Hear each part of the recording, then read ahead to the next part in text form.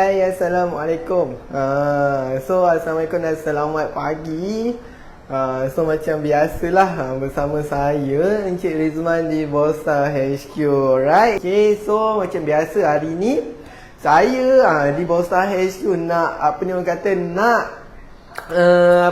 nak sharekan sesuatu yang menarik untuk anda pada hari ini. Alright. Hari ni juga saya bersiaran langsung di Facebook dan juga di Telegram. Okey. Sebelum saya nak mulakan, saya nak minta anda sharekan saya punya live kan. Saya punya perkongsian pada hari ini. Saya ada nampak Encik Ramlan. Selamat datang tuan. Kita juga nampak Tengku Juliana. Selamat datang, saya nak ucapkan kepada anda berdua lah. Alright, bagi mereka yang yang nak dengar saya sharing pada hari ini, anda kena stay tune sebabnya sharing saya pada hari ini sangat-sangat menarik. Kalau anda nak tahu apa sharing saya hari ini, anda kena nantikan sehingga habis. Sebabnya pada penghujung saya punya live hari ini juga, saya nak bagi anda sesuatu yang menarik untuk anda. Alright. Okey. Sebelum saya nak mulakan saya punya sesi sharing hari ni, saya juga nak memperkenalkan jugalah apa itu Bossa. Alright, visi Bossa adalah menjadi pengeluar utama minuman bulletproof terbesar di Malaysia dan di pesada dunia pada tahun 2030. Manakala misi Bossa adalah membantu 100,000 orang pesakit obesiti di seluruh Malaysia untuk mencapai berat badan ideal dan meningkatkan kualiti hidup. Manakala menjadikan Bossa sebagai minuman berkhasiat yang dapat dinikmati oleh seisi keluarga di pesada dunia dengan tanpa rasa bersalah. Selaras dengan tagline kami, Eat Fat, Burn Fat. Alright, bagi mereka yang ada dekat Facebook ataupun yang ada di Telegram, yang dekat Telegram tu nak tengok saya secara face to face, boleh nampak saya punya gambar kan, boleh pergi ke Facebook lah sebabnya saya bersiaran langsung di dua tempat pada hari ini. Alright. Okey, perkongsian saya hari ini, kalau anda dapat baca saya punya tajuk hari ini yang sangat menarik, iaitu buat IF tapi masih lagi kalah dengan pemanis. Okey, saya nak baca komen dulu. Okey, kita ada Puan Sarima Yaakob. Hai Encik Rizman, hai Puan. Kita ada Puan Suria Muhammad Noor. Assalamualaikum, selamat pagi. Alright, waalaikumsalam dan selamat pagi pada Puan Suria. Saya yakin hari ni hari Minggu kan, orang kata hari Ahad, hari untuk kita berehat-rehat. Sambil-sambil rehat ni, bolehlah tengok saya punya live pada hari ini. Perkongsian hari ni berkenaan dengan anda nak buat IF tapi anda masih lagi nak kaya sugar, masih lagi craving kepada sugar. Mungkin anda salah seorang daripada yang memang penggemar ataupun memang buat intermittent fasting ni. Tapi sebelum tu saya juga nak terangkan sedikitlah apa itu intermittent fasting. Okey, sebabnya saya yakin dan percaya tak semua orang tahu apa itu intermittent fasting kan. Sebabnya mungkin ada yang baru masuk saya punya live pada hari ini. Yang mana baru masuk saya punya live pada hari ini, mungkin tak tahu ataupun belum betul-betul fasih apa itu intermittent fasting kan. Saya nak terangkan sedikit berkenaan dengan intermittent fasting terlebih dahulu, alright, ataupun bahasa mudahnya orang panggil IF. IF, alright. Santai-santai tengok Encik Mai bagi info bagi ni. Betul tu Puan Suria. Sebabnya sekarang pun dah pukul 12 kan. Biasa waktu weekend-weekend ni pukul 12 sambil-sambil masak ke kan. Boleh dengar saya punya sharing pada hari ini. Alright. Okay. Tadi saya kongsikan ataupun orang panggil intermittent fasting sebagai IF. Kalau anda kontak dengan kami melalui konsultan pun, kami akan cakap buat IF. Apa kebaikan IF ni sebenarnya? Banyak sangat-sangat bila kita buat intermittent fasting ni. Alright. Okay.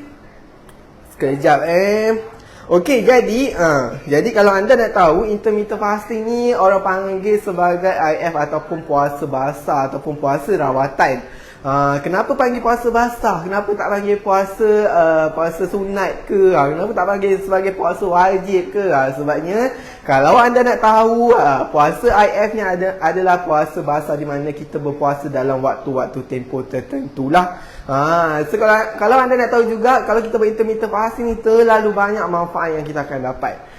Tapi kalau anda nak buat puasa, orang kata puasa Islam, iaitu puasa wajib atau puasa sunat tu, boleh buat, tak ada masalah. Tapi ada cara-caranya. Okey, ada cara-caranya macam mana kita nak buat sebenarnya. Alright, sekejap Okey, ada cara-caranya kalau kita nak buat intermittent fasting ni. Sambil kita buat intermittent fasting ni, sambil-sambil tu kita masukkan sekali dengan puasa sunat. So ada cara-caranya, right? So saya nak tengok sekejap Telegram sebab dia macam tak ada suara, kan? Alright, okay. Alright, so intermittent fasting ni, kenapa panggil puasa basah? Sebabnya dalam kita buat intermittent fasting ni ataupun IF ni, kita boleh minum. Kita boleh minum. Kita boleh ambil minuman-minuman yang dibenarkan, tetapi anda tak boleh makan. Anda tak boleh ambil sebarang makanan. Sebabnya bila anda ambil makanan kan, bila anda ambil sebarang makanan yang ada kalori, dia akan mengganggu proses anda buat intermittent fasting. So kita tak nak, elok-elok kita nak merawat kita punya masalah kesihatan, kita nak merawat kita punya masalah insulin. Tapi bila kita ambil makanan kan, kita makan makanan yang ada kandungan kalori, dia akan mengganggu anda buat IF. Dan secara automatiknya anda punya intermittent fasting terus tamat begitu sahaja. Bila kita buat intermittent fasting ni, anda boleh minum. Tapi air apa yang anda boleh minum? Contoh air yang anda boleh minum adalah air kosong. Lagi kita ada air green tea. Kita ada kopi kosong. Air kosong campur dengan lemon boleh. Itu antara minuman-minuman yang anda boleh ambil semasa anda buat intermittent fasting. So kalau anda nak ambil air, Rizman kata boleh ambil minuman apa-apa. So anda nak ambil air teh tarik, anda nak ambil air Milo, tu semua tak boleh. Okey, tu tak boleh. Ingat tu tak boleh. So anda boleh ambil minuman yang zero kalori saja, ataupun minuman yang So paling mudah sekali anda boleh ambil saja minuman ataupun air kosong sahaja. Bukan saja, banyak manfaat lain yang anda akan dapat bila minum minuman air kosong, tapi anda juga boleh rasa macam membantu badan kita sambil kita nak buat intermittent fasting ni, kita tak rasa lapar, kita tak rasa lapar apa semua, okey. Dan at least bila kita buat intermittent fasting ni, kita masih lagi boleh minum. Okey, tapi kalau anda nak buat puasa sunat, tak ada masalah, okey. Anda boleh buat puasa sunat tapi anda tak boleh minum, okey. Alright. So, bila anda buat intermittent fasting ni juga ada waktu tempoh-tempoh tertentu. Waktu tempoh-tempoh tertentu tu adalah waktu minimum anda kena buat adalah 16 jam. Waktu minimum adalah 16 jam. Okey, anda tak boleh buat kurang daripada 16 jam. Okey, anda kena buat 16 jam, 18 jam, 19 jam, 20 jam, dan boleh naikkan sehingga berapa ketahanan anda yang anda rasa boleh tahan. Okey, at least bila anda baru-baru nak cuba, anda tak pernah buat intermittent fasting tapi anda nak cuba, anda nak slowly, anda boleh start dengan 12 jam, 13 jam. Tapi bagi mereka yang dah memang selalu buat intermittent fasting, anda jangan buat lebih, anda jangan buat kurang daripada 16 jam, okey? Sebabnya waktu minimum adalah 16 jam. 16 jam. Dan juga waktu untuk buat intermittent fasting ni anda boleh adjust sendiri. Sama ada anda nak buat malam, sama ada anda nak buat siang, anda boleh adjust sendiri. Tapi bagi saya, anda boleh buat intermittent fasting ni bermula pada jam 6 petang ataupun 7 petang sehingga hari esoknya. Sehingga hari esoknya adalah pada waktu pukul 10 pagi ataupun 11 pagi. Kenapa saya galakkan anda buat malam? Sebabnya bila anda buat malam, anda akan tidur. Bila anda tidur, anda tak berfikir pun rasa nak makan. Betul tak? So bila anda tak rasa nak makan kan, so tinggal sikit dah saja lagi. Anda dah bangun subuh, tinggal sikit saja lagi waktu tempoh untuk anda nak tamatkan waktu intermittent fasting. Tapi kalau anda buat waktu siang macam ni, anda akan rasa macam tak tahan sebabnya tak akan digoda dengan makanan-makanan orang keliling kan. Orang keliling pula ajak pergi makan, pergi minum, pergi ngeteh apa semua. So sebab itulah saya galakkan anda buat waktu malam. Sebabnya kita dah campurkan sekali dengan waktu tidur anda. Sebabnya waktu tidur juga merupakan waktu kita berpuasa. Waktu badan kita nak rehat, waktu badan kita nak repair sel-sel yang rosak. Okay? Alright. So, apa kebaikan lain bila kita buat intermittent fasting ni? Antaranya, bila kita buat intermittent fasting ni kan, akan berlakunya perubahan kepada fungsi sel, genetik dan juga hormon-hormon kita akan berubah. Sebabnya, bila kita, bila kita tak buat intermittent fasting ni, kalau ada perasan, ada makan tu, ada minum ni, ada makan, dalam kalau waktu daripada bangun pagi tu sampailah tidur tu ada makan saja. Kalau anda perasan kan, anda pun akan rasa macam lesu, anda akan rasa macam lemah, hormon anda akan tak stabil, mulalah nanti keluarlah jerawat, keluarlah masalah-masalah lain, dan paling kita takut keluarlah masalah-masalah, contoh macam masalah kesihatan macam kecil manis lah, obesiti lah, itulah puncanya sebenarnya. Okey, jadi bila anda buat intermittent fasting 16 jam ni, dalam tempoh anda berpuasa, kat situlah badan kita, hormon kita, gen kita semua mula aktif untuk repair sel-sel yang rosak. Mulalah baiki keradangan-keradangan yang ada dekat dalam badan kita. Alright, seterusnya adalah growth hormone kita pun meningkat. So siapa yang nak growth hormone dia meningkat, kena buat intermittent fasting. Sebabnya bila anda buat intermittent fasting ni, growth hormone anda akan meningkat 2 kali ganda. So kalau anda nak tahu, growth hormone ni dia growth hormone ni dia ada dalam diri kita ni daripada kecil sehingga beberapa belasan tahun saja. Sebabnya dia nak bantu kita dari segi tumbuh besaran. Dia nak bantu kita dari segi nak nak bagi kita lebih besar. Tapi bila dah sampai satu tempoh, growth hormone kita akan dah tak ada. Sebab itulah kita dah tak boleh tinggi, kita dah tak boleh dah tak boleh nak panjang lagi, dah tak boleh nak tinggi lagi. Tu maksudnya growth hormone kita dah tak ada lah. Dan bila kita buat intermittent fasting ni semula, growth hormone kita akan meningkat. Okay, so bila growth hormone kita akan meningkat, kita memang dah tak tinggi, tapi dia bagi efek lain, iaitu kita akan nampak lebih muda, kulit kita akan lebih cantik, kita akan awet muda lah orang kata. Senang cerita awet muda. So bagi mereka yang nak nampak awet muda, anda boleh buat intermittent fasting ni. Okay, alright, seterusnya adalah memperbaharui sel-sel dalam badan kita bila kita buat intermittent fasting ni. Tu yang sangat-sangat seronok. Sebabnya bila kita punya sel-sel diperbaharui kan, kita punya sel pun cantik, maka kat situ pun kita pun susah nak dapat penyakit. So apa kaitan saya punya live pada hari ni? Sebabnya hari ni saya nak berceritakan tentang buat IF tapi kalah dengan sugar ataupun kalah dengan gula. Okay, so kalau anda nak tahu juga, untuk gula ataupun untuk pemanis ni, kita kena tahulah kategori-kategori dia. Okay, so untuk pemanis ni kita ada 6 kategori. Okay, kita ada 6 sahaja. So adakah 6 kategori yang saya akan sebutkan ni nanti, mungkin anda pernah ambil, mungkin anda pernah dengar, mungkin juga anda sebelum ni tak tahu, anda dah tahu pemanis-pemanis ni. Okay, so saya nak sebutkan yang pertama adalah sugar ataupun simple sugar. Simple sugar ataupun sugar ni macam kita tahulah, dekat rumah, dekat setiap rumah mesti ada, dekat kedai mesti ada, iaitu gula putih. Okay, sugar ni ataupun simple sugar ni adalah gula putih yang kita gunakan dalam minuman kita, yang kita gunakan dalam masakan kita. Inilah merupakan sugar ataupun gula putih yang di mana kita memang, kalau kat Boston ni memang kita tak galakkan untuk anda ambil gula putih ni.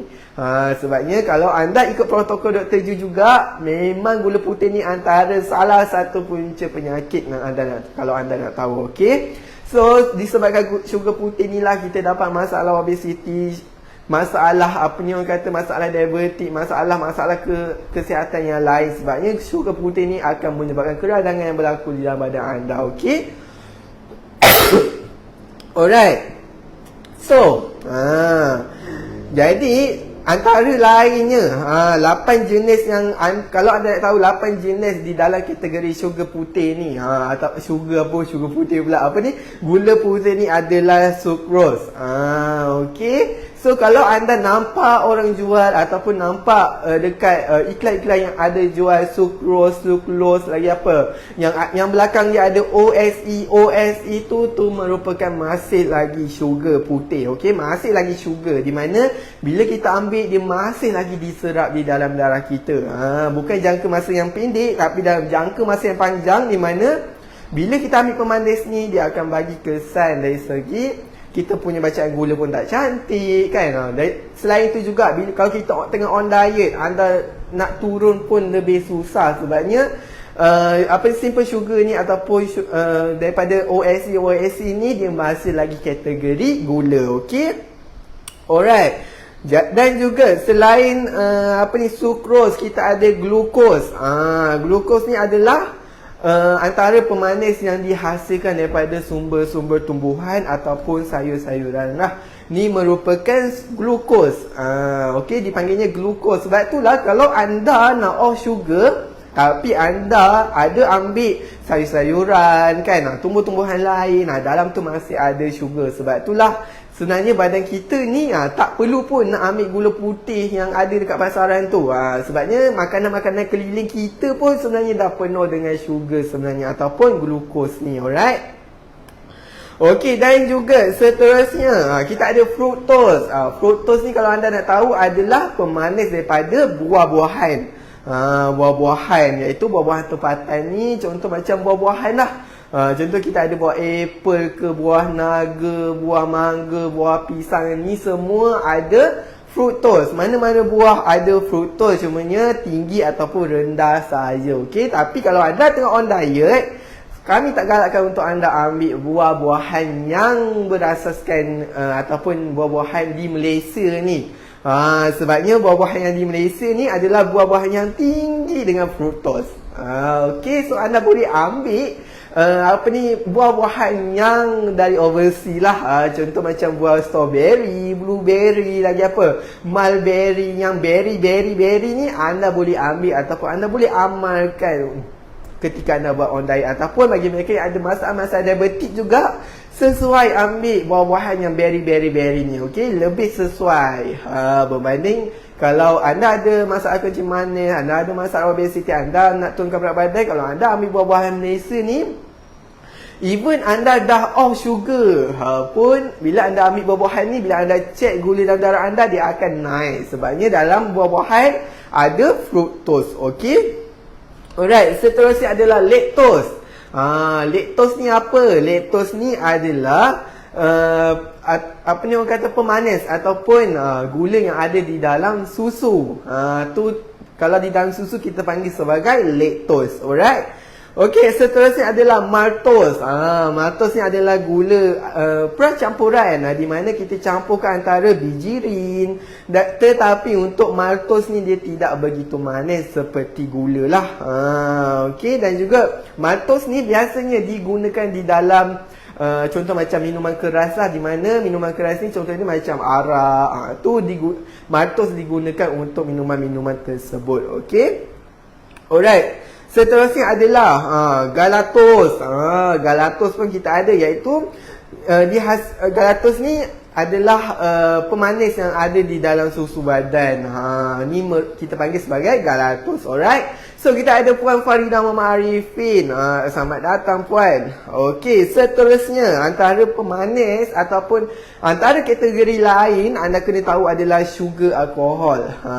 Sugar alkohol ni apa? Sugar alkohol ni merupakan sugar yang dibuat daripada sumber karbo ataupun sumber kanji yang diproses menjadi gula dan juga dicampurkan dengan sedikit hidrogen, dan juga akan menyebabkan gula tu terikat dan juga tidak akan diserap di dalam darah.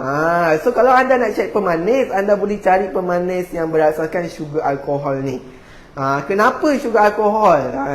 Mungkin anda takut alkohol, takutlah dengan alkohol kan. Tapi sebenarnya untuk sugar alkohol ataupun fermented sugar, orang panggil kan, ataupun sugar gula bertapai. Ni merupakan sama kategori dengan sugar alkohol ni, okey. Jadi kalau anda nak cari gula ataupun nak cari pemanis, anda kena cari pemanis-pemanis yang alkohol ni. Sebabnya bila anda ambil, dia tidak akan diserap di dalam darah anda. Okey, dan juga dia sangat sesuai bagi mereka yang ada masalah-masalah kesihatan, dan juga sangat sesuai bagi mereka yang tengah on diet. Sebabnya bila anda tengah on diet, bila anda ada masalah kesihatan, anda ambil sugar ni, dia tidak akan menyebabkan gula dalam darah anda naik. Dia tidak akan menyebabkan bila anda cek darah, gula anda naik. Dia tidak akan menyebabkan macam tu. Alright, seterusnya, antara sugar alkohol anda kena tahulah, antaranya ada xylitol. Xylitol, lagi apa? Mannitol, maltitol, erythritol. Ni merupakan sugar alkohol di mana sesuai untuk anda ambil. Okey, seterusnya adalah pemanis. Pemanis semula jadi yang ada kalori. Mungkin anda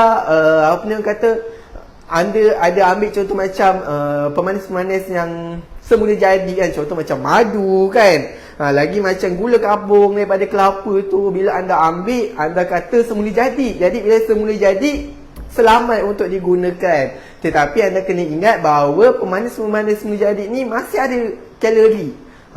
Okey, masih ada kalori. Jadi contoh macam semula jadi tadi, macam saya cakap, madu kan, maple syrup, gula kabung ataupun gula Melaka ataupun gula kelapa, ni merupakan gula-gula semula jadi di mana bila anda ambil, masih lagi diserap di dalam darah anda. Okey, sebab tu bagi mereka yang ada masalah-masalah kesihatan, memang kita tak galakkan untuk anda ambil madu, untuk ambil gula Melaka ke kan. Konon-kononnya gula-gula ni semula jadi. Tapi bila anda ambil, dia masih lagi diserap di dalam darah anda, dan juga akan menyebabkan bacaan gula dalam darah anda naik.